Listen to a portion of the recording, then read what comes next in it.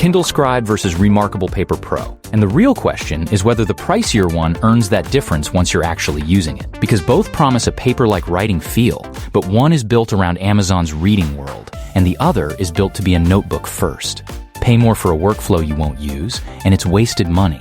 Though buying the cheaper one and feeling boxed in isn't a win either. By the end, you'll know which one fits you. Let's break it down. So let's start with the thing you'll notice in the first 5 minutes, which is what it feels like to actually write on these. Both nail the basics here, and neither one feels like scratching a pen across glass. The reMarkable Paper Pro pairs a textured screen with the Marker Plus, and the friction is the whole point of that device, with an eraser built into the back end of the pen, so you flip it over instead of hunting for a tool.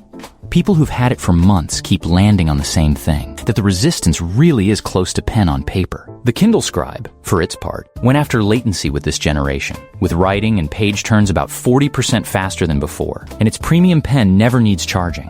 That last part matters more than it sounds, because the Marker Plus tops itself up by sitting magnetically on the side of the tablet, so if you toss it loose in a bag, it'll eventually go flat. There's one buyer who put the writing question plainly. I've been using it at work for about 9 months, and the resistance when you write really is close to a pen on paper. All my notes live in folders now instead of stacks of paper I can never find in a meeting. That last bit points at the next thing, because writing well is worthless if you can't find the note 2 weeks later.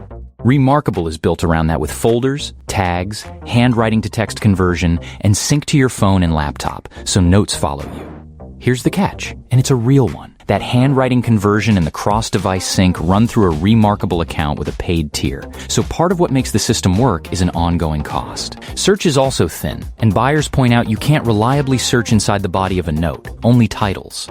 The Scribe attacks that exact weakness since it pulls documents straight from Google Drive and OneDrive for markup, exports notebooks to OneNote, and its AI tools let you find a note without remembering the exact words, plus summarize or convert your handwriting. If you already live in Microsoft or Google files all day, the Scribe fits neatly into that world, and reMarkable doesn't. Reading is where the split gets sharper. The Scribe has an 11-inch front-lit display that adjusts brightness automatically and warms up at night, plus millions of Kindle titles and active canvas, which opens space in the margin as you write next to the text. That's a proper reading device that also takes notes. The Paper Pro gives you a slightly bigger screen at 11.8 inches, with a reading light and color, and it handles PDFs beautifully. But be clear-eyed about the color, because owners consistently say it's muted. You can barely tell blue from black. It's useful for highlighting, not for anything that needs vibrance. And the Scribe's AI reading features are worth a small asterisk, since the Ask This Book tool is still listed as coming this year, so don't buy on that promise. That difference in reading is really a difference in philosophy. Amazon's device is a Kindle that writes, so books, docs, and cloud services all flow in. reMarkable deliberately closes the doors. No browser, no store, no apps, nothing to pull your attention. Plenty of people buy it precisely because it can't distract them. And if a lockdown writing slate is what you want, the Scribe never quite delivers that quiet. But if you want a single device for reading and writing, reMarkable is the one that comes up short, and it's the pricier one. Battery-wise, they're a wash, both going weeks rather than days. And the Scribe is the more portable one at 5.4 millimeters thin and 400 grams, though neither is heavy in a backpack.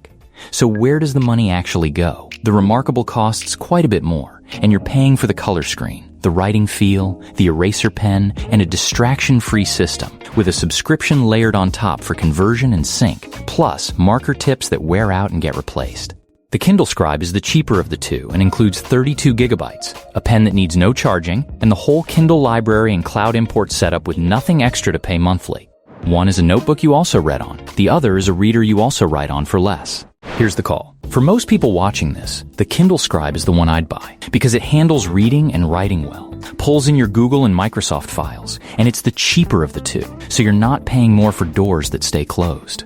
That said, if you want a slate that physically can't distract you, and writing is 90% of what you'll do, the reMarkable earns it, and the eraser on the back of the pen is genuinely better in daily use. But if you're buying this to read books and mark up PDFs at night, reMarkable falls short, and I wouldn't spend more for it. And if a monthly fee for sync and handwriting conversion bothers you, that settles it for the Scribe. And you, which one would you pick? Let me know in the comments. I'll drop both in the description.